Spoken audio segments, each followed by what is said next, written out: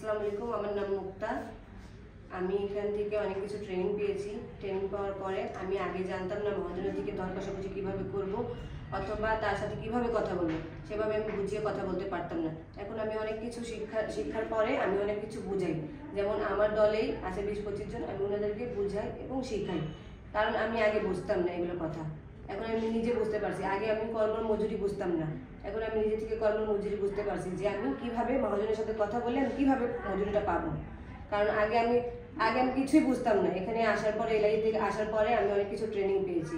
Training পাওয়ার পরে আমি এখন আর দুইজনকে বুঝালে সে আমার কথা বুঝে।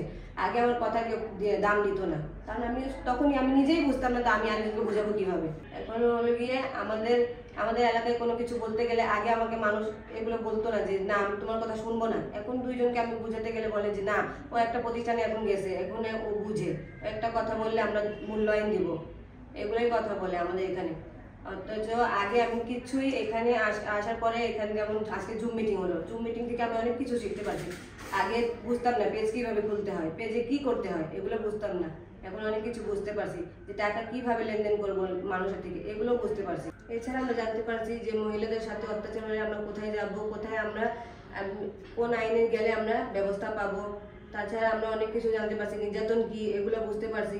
যে এখন আগে তো বুঝতাম না যে খারাপ আচরণ বা ভালো আচরণ এগুলো বুঝতাম না, এখন এটা বুঝতে পারছি যে আমাদের সাথে কে কিরকম ব্যবহার করতেছে। তাই এগুলো নিয়ে আমরা অনেক কিছু জানতে পারছি এখানে।